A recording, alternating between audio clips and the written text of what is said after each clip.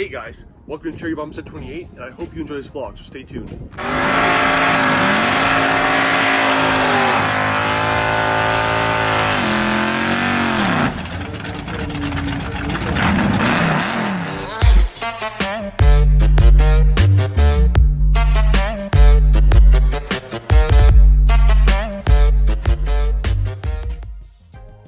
Alright guys, so today what we're going to be talking about is burnouts. It kind of depends on what kind of application you have when we talk about burnouts. So when you watch this video, don't think that it's going to really depend on your application. My application is a mildly built drag car. This tutorial is based upon you having the proper equipment to do a burnout in this case. So if what I talk about doesn't really affect you, then my methods might not work for you in that way, but we'll explain it on the way. First thing you want to do when you do a burnout, of course this has to do with drag racing, right? So the kind of vehicle that I have, of course you guys have been following the channel. If not, a little background on my car. I have a 1982 Chevy Camaro. It's a Z28 model. It's a 3-3 stroker, a TH350 transmission. It's mildly built, has a shift kit. It has slap shift. I am running line lock, and for those of you that don't understand what line lock is, when you press in your brakes and you hit line lock, it'll lock the solenoid just for your front brakes, and then that'll allow you to do a burnout without having to wear out back brakes, right? So you can release the back brakes, and now your front brakes will hold the car in place, allowing you to then spin your rear tires without breaking your brakes in the back. It can cause your brakes to kind of fail prematurely or even wear prematurely, so it kind of helps along the process because these cars are made to race, are made to do burnouts, so it kind of helps. So to run through kind of how to do a burnout, you essentially want to roll into the water box. The guy guiding you into the water box should guide you just past the water. So if the guy guiding you doesn't guide you just past the water box, what's going to happen is the water that, when you do your burnout, if you're in the water, if the water that's in that water box is going to then spray up into your wheel well, and then what potentially could happen is it could drip down as you're going down track, causing either loss of traction, you'll spin your tires on launch, or you could even spin your tires, a little bit past launch, you could lose control. So you don't want that to happen. Second thing is, when he gets you just past, you want to make sure that you're past, of course. You want to find the gear that works best for you to start. Now, the highest gear that you can still spin your tires at to do your burnout is where you should start. So if you can, if you have a 3-speed transmission, you should try to start in second gear if you can.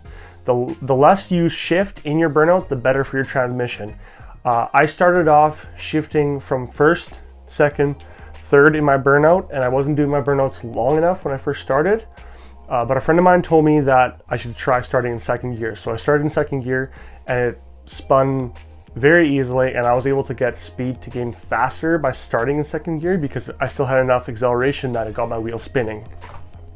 And then right before you decide to roll out, which I'll talk about a little bit more later on, but when you decide to roll out, then you shift into your high gear, you spin a little bit more, and then you roll out, which the reason why you roll out is it's gonna clean off your tires more, and that's really gonna get, any kind of debris that you have on there, it's gonna come off, and they're gonna be nice and clean, they're gonna grip like you wouldn't believe.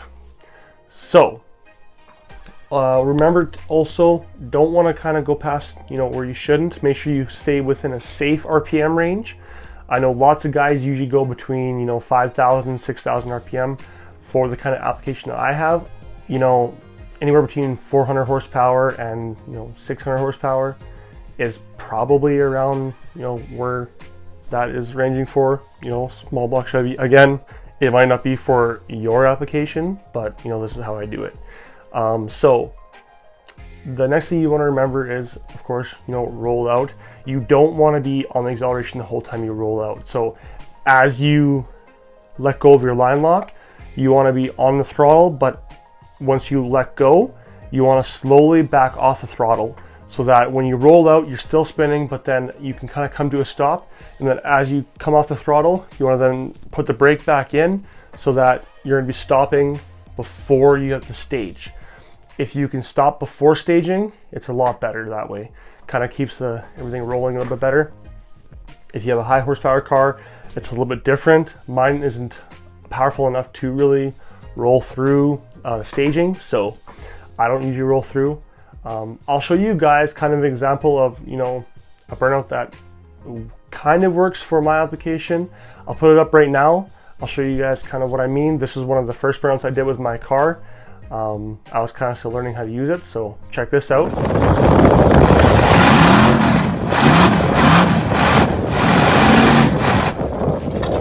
So as you can see in that video, I didn't really know yet kind of how to do the burnout, how I want to go about it, but I'll kind of show you a video of how I improved my burnout a little bit later on, kind of how I learned, you know, what I need to do to be able to improve my burnout. So I'll show that video here.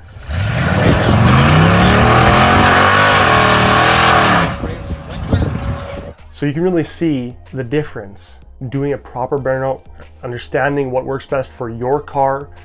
You can kind of see how it really, you know, improves when you start learning, start asking questions. You know, it makes a big difference. So biggest thing I can recommend to you, you know, and again, this goes for drag racing only. I'm not talking about, you know, how to do burnout on the street, how to do burnout, you know, for fun. This is for drag racing on a sanctioned track, only on a sanctioned track. But find what works best for your application. I recommend doing a test and tune, you know, kind of getting in the mood to, you know, learn how to do a burnout with what you have. But this is how I do it with mine, and I know a couple of friends that do theirs about the same way. A couple asked questions I sometimes get is duration. You don't want to be in the burner box too long, but at the same time you want to get them nice and warmed up and cleaned off, right? So usually I'm in the burnout box probably for between 3 to 5 seconds. You know, it doesn't really depend for me on how much smoke is actually coming off the tires, but I want to make sure that they're nice and warm, and usually I can actually feel it. You'll feel it. You'll get to know kind of how your car works, and you'll be able to tell when your car's starting to kind of gain traction, and usually at that point is when you want to, you know, release your line lock and start rolling through. So yeah, so if you have any other questions, you guys can feel free to message me on my Instagram. It's cherrybombs28. I'll put it up right here.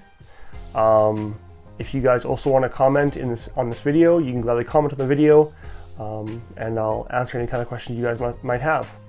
If you have not already, please like this video, and also we're trying to get this channel at least to 100 subscribers by the end of the next couple months.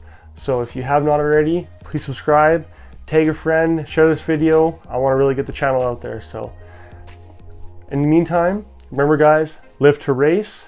Thanks for watching.